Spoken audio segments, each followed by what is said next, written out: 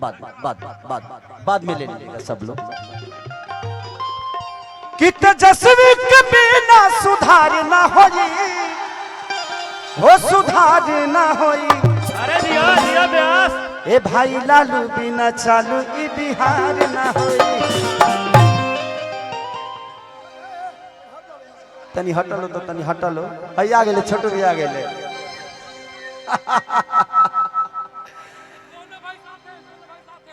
दोनों भाई साथ है। ठीक है, हमनी के भाग साथ ही बनी जा, हमनी के भाग ही बनी जा। आए पिछला बार रजौली में कपार ए धर्मेंद्र जी कपार भाई के फोड़वा देले रह तू ही तोरे चलते कपार फूट गई रहे। कौन बता ईटा ये चलौले रहल पहला ईटा ये चलैले रहल। अरे ना भाई तू ही बचौले रहल। ओदी तो हमरे ना कई गो तो एसपी डीएसपी के कपार फट रहे। हम कब ना खेत के मुरई बनी। भाई के बचा ले रहे। अरे ना तू आग वाला गाड़ी में ले गई हमरा के। तू तनी निमन आदमी हो भैया। जब सैल भाई से कितना प्यार और आशीर्वाद तार हमनी के मिला तो ओबरे से साथ ही बड़े भाई हमनी के एकदम छत्र छाया बन के लभी भैया। एक बाद आओ तनी हम पूजा करे तरह हो जे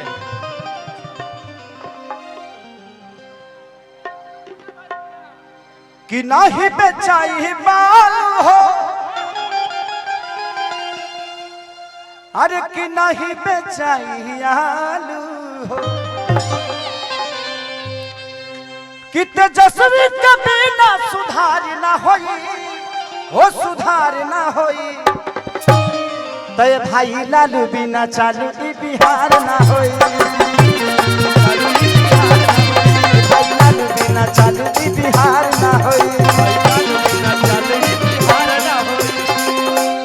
नहीं बेचाई आलू, नहीं बेचाई बालू।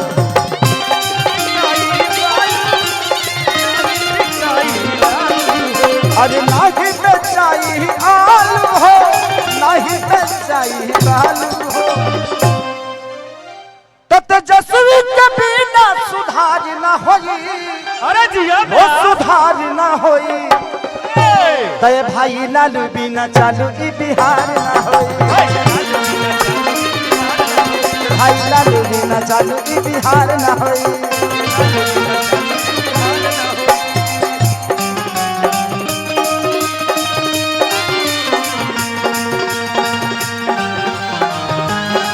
और भिखारी बा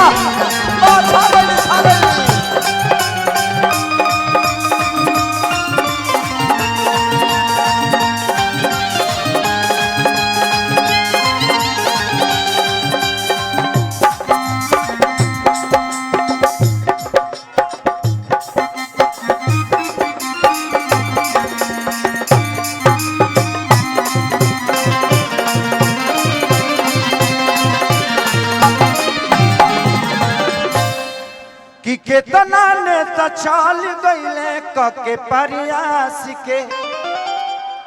कि चालू नहीं कर पवले भैया विकास के। कौन विकास जौन 17 महीना में तेजस्वी यादव दिखा के गईले उहे विकास।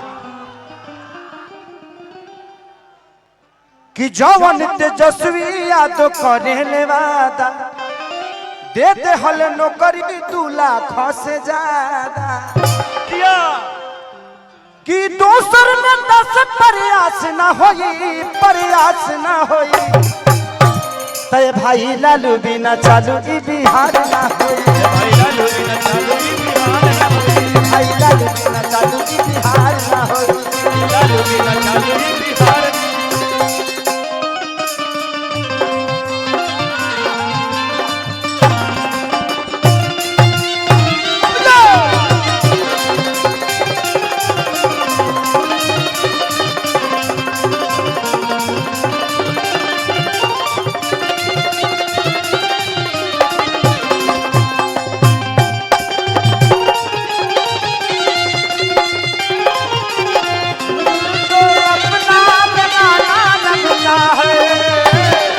अरे दुल्हे का चेहरा सुहाना लगता है। दुल्हन का तो दिल दीवाना लगता है। दुल्हे का चेहरा सुहाना लगता है।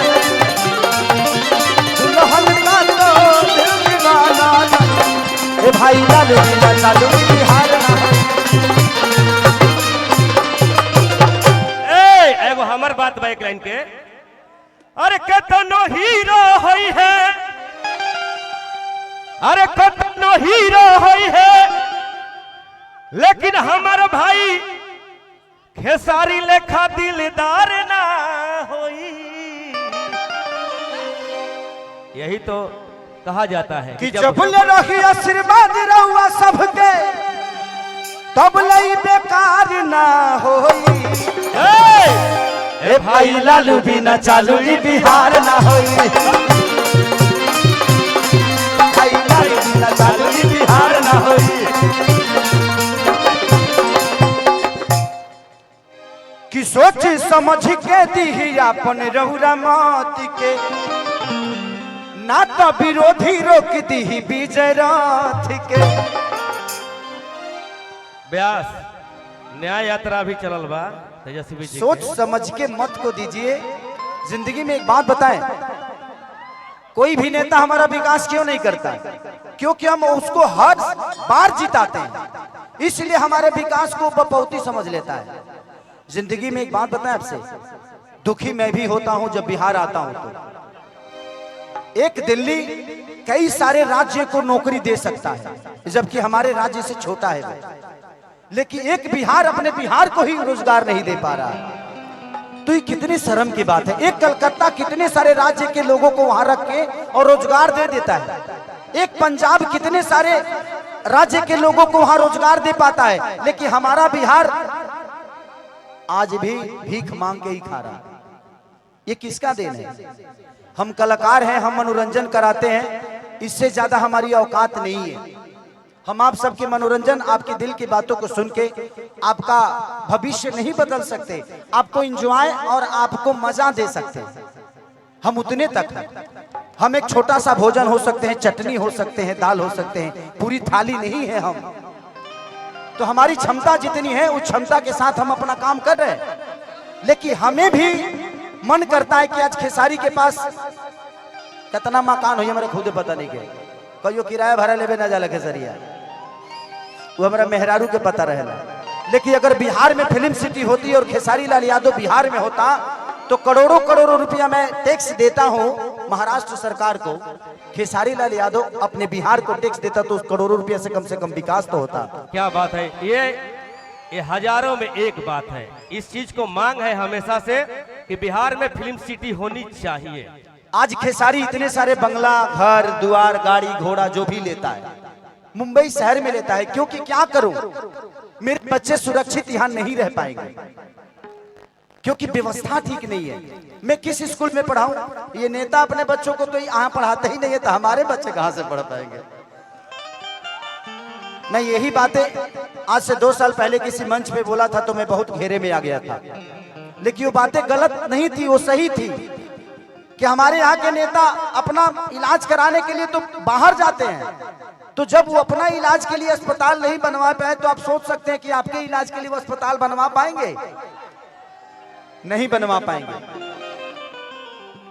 सबसे पहले जानते हैं, पहले खुद को बदलिए। किसी का झंडा लेकर घूमने की जरूरत नहीं है, आप अपने आप को तैयार करिए। सच पूछिए तो हमारे यहाँ आईपीएस और डीएम और अधिकारी बनते हैं ना तो अपने काबिलियत से बनते हैं, उसमें सरकार का कोई योगदान नहीं होता है। हमारे यहाँ के बच्चे अगर शिक्षित होते हैं तो अपने काबिलियत से होते हैं, उसमें किसी सरकार का कोई योगदान नहीं है।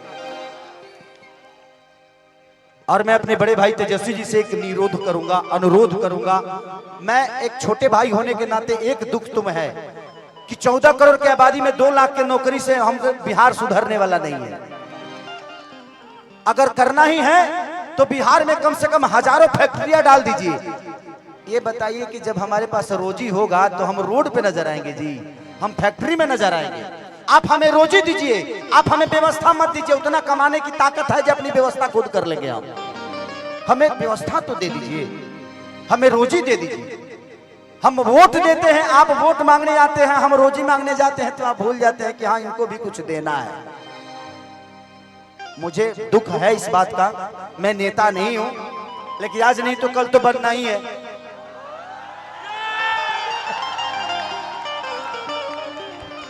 आज आज नहीं बन रहा हूं क्योंकि मुझे पता है कि व्यवस्था एक खेसारी के बदलने से व्यवस्था नहीं सुधरेगी। आप सबको बदलना पड़ेगा। बदलाव ऐसी चीज होती है, बदलाव ऐसी चीज होती है कि हर उस नेता को डर रहता है कि इस बार अगर विकास नहीं करेंगे तो अगले बार ये लोग वोट नहीं देगा। इसलिए हर 5 साल पे बदल दीजिए। जहां जहां बदलाव हुआ है वहां वहां विकास हुआ है। उनके अंदर अपना डर पैदा करिए कि तुम नहीं करेगा मेरे लिए, हम तुम्हारे लिए वोट नहीं देंगे, चाहे वो अपने जात का ही नेता क्यों ना हो, क्योंकि जात पेट नहीं भरता है। आप कमाते हो तब आपके बच्चों का पेट भरता है। इसलिए मैं कह रहा हूं कि देखिए, हम अगर समाज में हैं तो हमें जात से उठ के जो हमारे लिए अच्छा है, आज तेजस्वी जी 17 महीने में जो काम किए तो हमारे लिए वो अच्छा है ना। तो आप जब नहीं बदलिएगा तो फिर आपका विकास कौन करेगा? परिवार में जब एक आदमी का विरोध होता है ना तो हर आदमी कमाना शुरू कर देता है। तो कोशिश करिए हर साल, अगर तेजस्वी जी काम नहीं कर रहे उनको भी बदल दीजिए, तब जाके विकास होगा। लेकिन हमें अपने बड़े भाई पे विश्वास है कि वो आएगा तो आग लगा देगा। तो हमें बदलने की जरूरत है। मैं ये नहीं कह रहा हूं कि तेजस्वी जी को आप 20 साल बना कर रखिए, नहीं। तेजस्वी जी अगर काम नहीं कर रहे हैं तो उनको भी बदलिए, क्योंकि बदलाव ऐसी चीज होती है कि जीवन में इंसान अपने आप को बदल देता है। क्योंकि हमें विकास चाहिए भाई, हमें जात नहीं चाहिए। जात पेट नहीं भरता है। आज तेजस्वी जी ने नौकरी दिया है तो सिर्फ यादवों को नहीं दिया है, पूरे बिहार के बच्चों को जिनके पास टैलेंट है उनको दिया है। अगर तेजस्वी जी अपने जात को ही प्रमोट करते, अपने बिरादरी को प्रमोट करते तो इतने सारे लोगों को नौकरी क्यों देते?